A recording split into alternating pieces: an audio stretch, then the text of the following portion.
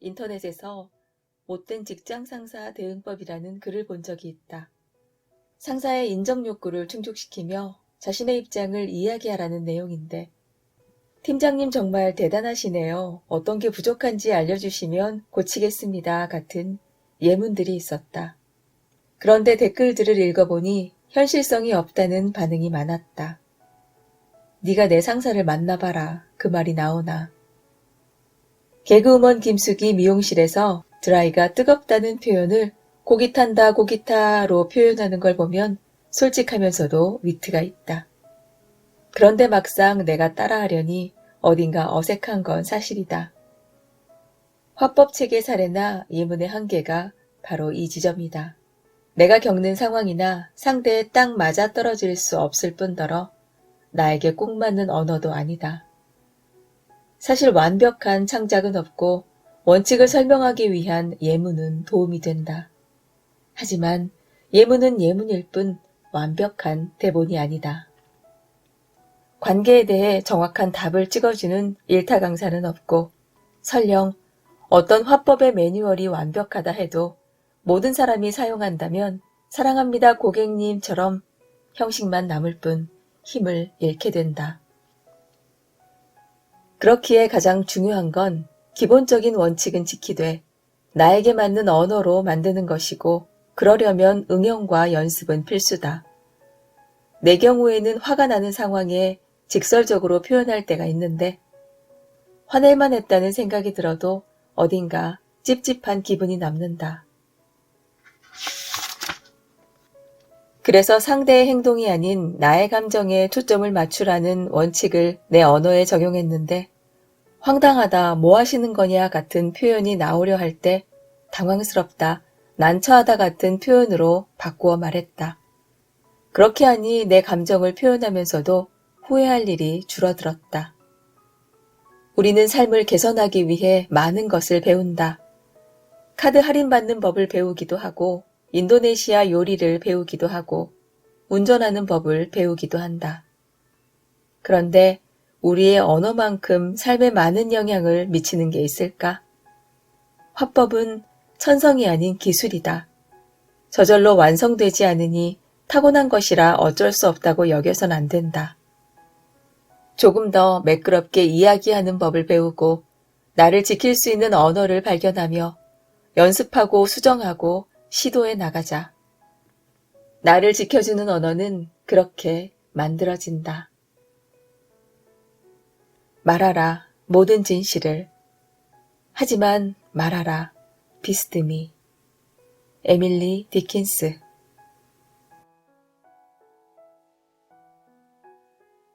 우리 동년배들은 다 알만한 드라마 파리의 연인에서 기준은 사람들 앞에서 숨어버린 태영에게 이렇게 말한다.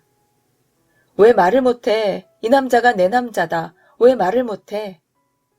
그때 태영은 이렇게 말했으니 그걸 어떻게 말해요? 현실 속 전개는 너무나 다르겠지만 말을 하지 그랬어와 그걸 어떻게 말해 사이의 싸움은 마치 모든 걸 뚫을 수 있는 칼과 모든 걸 막을 수 있는 방패처럼 오랜 세월 이어졌다. 대체 왜 자신이 원하는 걸 말하지 못할까? 그건 아마 내가 원하는 걸 나도 잘 모르기 때문이 아닐까? 우리는 자신의 욕구를 이해하고 읽어내기보다는 의심하고 억압하도록 교육받았고, 화, 슬픔, 외로움, 수치심과 같은 불편한 감정은 비교적 안전한 가짜 감정으로 위장되어 표현되었다. 이 때문에 우리의 마음과 행동 사이에는 괴리가 생겼는데, 때론 마음과는 다른 말이 튀어나오기도 했으며 내 마음을 나조차 알 수 없으면서도 상대가 알아주길 바라곤 했다. 그런데 상대가 선녀고살이 아닌 이상 나조차 인식하지 못하는 마음을 알아줄 수는 없고, 제대로 표현하지 못하여 충족되지 않은 욕구는 상대에 대한 비난으로 흐르기 쉬웠다. 그렇기에 원활한 관계를 위해서는 자신의 마음을 제대로 이해하고 표현할 수 있어야 한다. 그러려면 내면의 목소리에 대한 관찰이 필요하다. 자신의 진짜 감정을 알아차려야 감정에 담긴 자신의 욕구도 찾을 수 있다. 예를 들어 누군가에게 서운함을 느끼면 그 안에는 존중받고 싶다, 친밀감을 느끼고 싶다와 같은 욕구가 담겨 있을 것이다.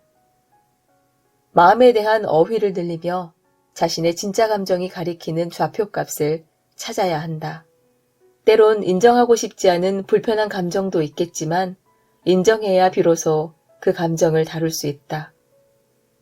그렇게 자신의 내면을 이해하게 된다면 상처 주지 않으며 마음을 표현하는 연습이 필요하다. 나는 여러 가지 방법 중 마셜비 로젠버그의 비폭력 대화법을 추천한다. 너가 아니라 나를 중심으로 말해야 하는데 이건 상대를 평가하는 건 피하고 행위와 사실만으로 내 느낌과 욕구를 표현하는 말하기 기술이다. 예를 들어 너는 나를 무시한다와 같은 상대를 판단하는 문장을 내가 말할 때 네가 TV를 보면서 대답하면 나는 너한테 존중받고 싶었는데 그렇지 못한 것 같아서 서운해라는 문장으로 바꾸는 것이다. 또한 욕구를 충족시키기 위해서 부탁을 덧붙일 수도 있다. 하지 마라라는 금지의 언어보다는 해주면 좋겠어라는 긍정의 언어를 사용하며 자신의 원하는 바를 가능한 구체적으로 표현하는 것이 좋다. 나를 존중해줘와 같은 추상적 표현 대신 TV가 아니라 나를 보면서 대답해 줄 수 있겠어? 라고 말하는 것이다. 물론 처음에는 어색하고 어려울 수 있다. 하지만 자신의 마음에 대해 알아가고 상처 주지 않는 언어를 배울 때 비로소 자신의 감정을 다룰 수 있고 타인과 더 깊이 연결될 수 있다. 그러니 자신의 마음을 묻고 새로운 표현 방식을 익혀보자. 표현에도 준비 운동이 필요하다.